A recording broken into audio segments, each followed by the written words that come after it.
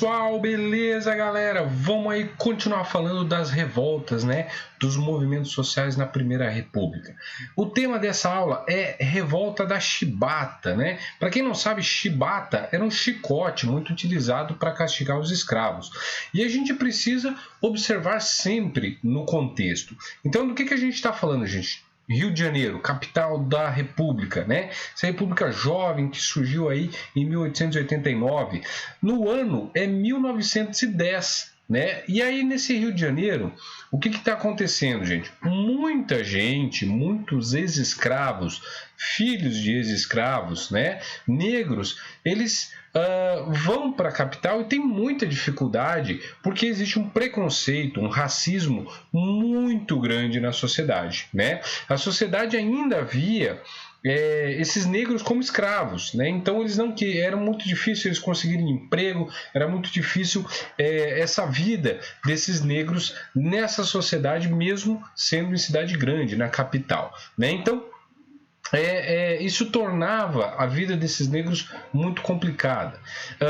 E a Marinha Brasileira era um dos lugares onde é que esses negros conseguiam, né, ter uma carreira, construir uma carreira aí como marinheiros, né? Então, assim, cabe a gente destacar que a Marinha Brasileira era uma das mais poderosas do mundo, né? Então, isso é interessante a gente perceber aí nesse contexto, né? Então, esses negros buscavam esse emprego, esse trabalho na Marinha Brasileira porque tinham a chance de conseguir um salário digno, né? Uma carreira. Mas nem tudo eram flores, né? Então, a gente precisa perceber que essa sociedade racista ela também estava presente em todos os aspectos da vida, né? Do cotidiano deste Brasil aí do início do século XX. Aqui, gente, a gente pode ver uma foto do encouraçado Minas Gerais. O Brasil tinha comprado 2 navios de guerra, 2 encouraçados que eram produzidos na Inglaterra, né? O encouraçado Minas Gerais e o encouraçado São Paulo. Inclusive, os 2 foram usados no Brasil durante bastante tempo. Tá? Eles só vão virar sucata, vão virar peça de museu depois da Segunda Guerra Mundial. Então, eles serviram à Marinha Brasileira durante bastante tempo. E eram 2 navios muito poderosos da época, né? Do período de 1910 aí que a gente está falando. Mas como eu comentei, nem tudo eram flores, né? Então esse racismo que estava presente na capital também estava presente na Marinha Brasileira, infelizmente, né? Então o que existia? Existia uma estrutura social diferente, ou melhor dizendo, uma estrutura social racista dentro da Marinha mesmo. Como é que funcionava? Os cargos de comando, né, eram reservados aos brancos, né? Então, de famílias abastadas, gente que tinha mais dinheiro, conseguia os cargos maiores, de mais comando, né? E os marinheiros rasos, né, eram em sua grande maioria negros. Então você tem essa realidade também dentro da Marinha, uma realidade racista. Esse racismo era tão grande dentro da Marinha Brasileira que a gente precisa observar que o castigo mais usado para os marinheiros que desobedecessem era o castigo físico. Tá? Era a chibatada. Então por isso o nome, Revolta da Chibata, porque eles davam chibatada nos escravos que desobedeciam às ordens, igualzinho na escravidão. Então vocês estão vendo como essa estrutura escravocrata ela permanecia na raiz da Marinha Brasileira. Então a gente precisa observar isso, precisa perceber isso quando a gente fala da revolta da chibata, né? Então permanece uma tradição péssima de castigo físico com o chicote usado para castigar escravos na Marinha Brasileira, né? Então esse é o contexto aí da nossa revolta da chibata. Então, gente, aqui está a nossa chibata, né, que eu estava falando. Isso é um modelo de chibata que era utilizado para castigar esses marinheiros. No dia 16 de novembro de 1910, o marinheiro Marcelino foi condenado a 250 chibatadas depois de uma briga, né? Então, ele se envolveu com uma briga com outro marinheiro, e isso fez com que ele fosse castigado com 250 chibatadas, né? O castigo foi muito cruel mesmo, vocês imaginem, 250 chibatadas. Então isso fez com que os marinheiros, claro que já não estavam satisfeitos nem um pouco com a sua situação na marinha, se organizassem e começassem a revolta da chibata, né? Então esse motim, essa rebelião inicia, né, dentro de um dos navios, desses dois navios aí fortes, né, dessas potências da Marinha Brasileira, e vão se espalhando. Então essa tripulação, né, movida por essa revolta contra o castigo severo dado ao Marcelino, vão se organizar. Eles vão se organizar durante 6 dias, e no dia 22 de novembro de 1910, eles tomam o navio Minas Gerais, né? Então eles organizam esse motim e tomam o encouraçado Minas Gerais, o encouraçado São Paulo e mais outros 2 navios de guerra.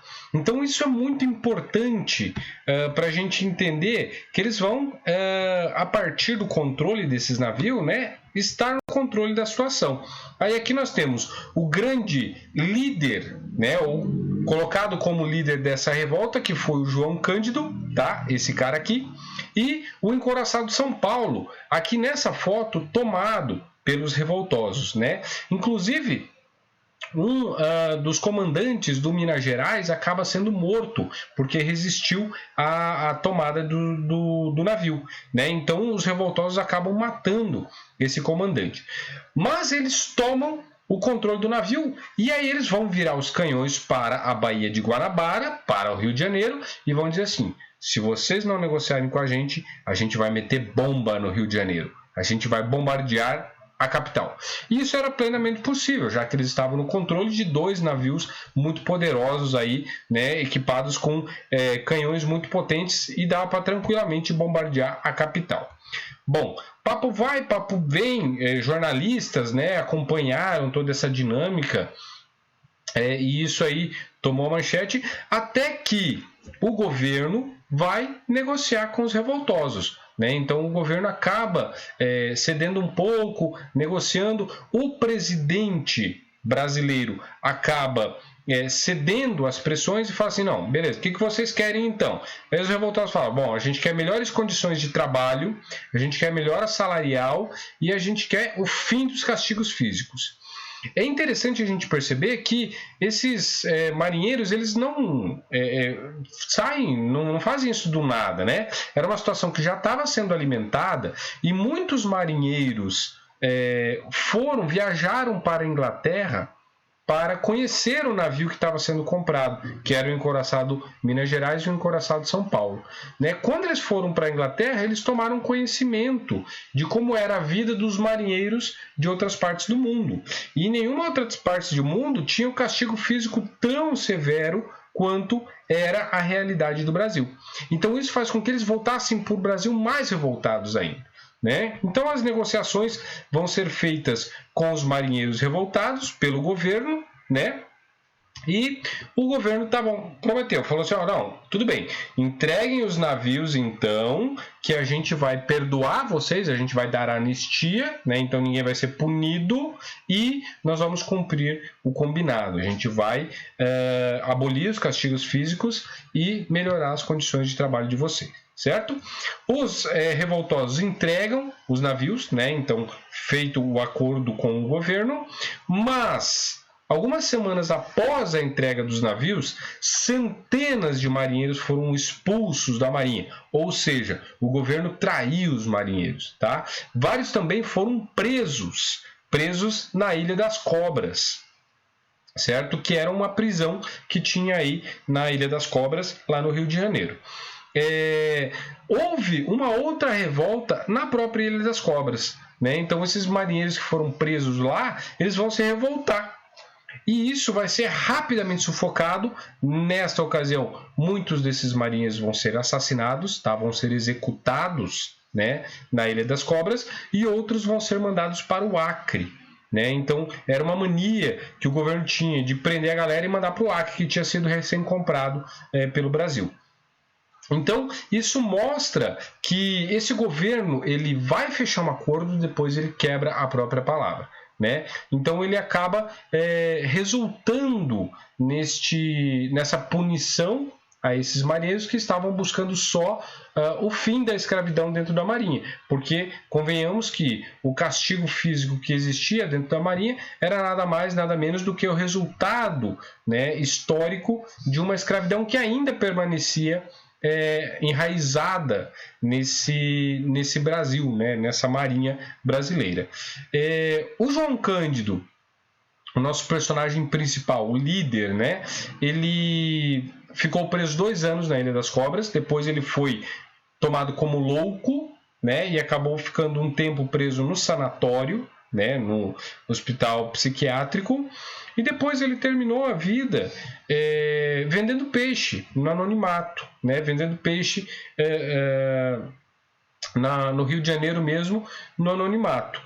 E eu gostaria de deixar com vocês, agora no final da aula, essa linda canção, tá? Que é O Mestre Sala dos Mares, escrita por João Bosco, tá? Um lindo samba que homenageia esses guerreiros. Muito tempo nas águas da Guanabara, o dragão do mar reapareceu na figura de um bravo feiticeiro. Então, gente, e aí, gostaram da música linda, né? Era uma linda homenagem, algumas notas a respeito dessa música, né? Então, quando o Aldir Blanc e o João Bosco fazem essa música, ela vai ser censurada. Isso foi em 1970, tá? Então, em 1970, a ditadura militar brasileira vai censurar esta música. E é interessante porque em uma nota do censor, né, do cara responsável por censurar essa música, ele vai dizer o seguinte, ele vai dizer: o problema é esse negócio de negro, negro, negro. Então, eles não gostaram da referência negra por trás da música, né, e da liderança do nosso João Cândido. Ou seja, o racismo estrutural ele perpassa o próprio evento da Revolta da Chibata. Então, na Revolta da Chibata a gente pôde ver o racismo presente aí, né? E depois, na ditadura militar, o próprio censor vai dizer que o problema é a figura negra, né, o personagem principal da nossa música. Então a gente vê que toda essa história da Revolta da Chibata, ela também é uma história do racismo brasileiro, né, que ainda permanece na nossa sociedade. Outra coisa importante e interessante é aqui, gente, ó. Aqui então está a estátua inaugurada do nosso João Cândido, uma homenagem feita na Praça 15, lá no Rio de Janeiro. Foi inaugurada em 2008, muito tempo depois, né, da revolta, mas homenageando o nosso herói da Revolta da Chibata, que vai ser o grande líder, se mostrando contrário a esse racismo que existia e existe ainda na nossa sociedade, infelizmente. Ok, galera? Eu agradeço muito a atenção de todos. Espero que tenham gostado da aula. Um abraço, pessoal. Até mais.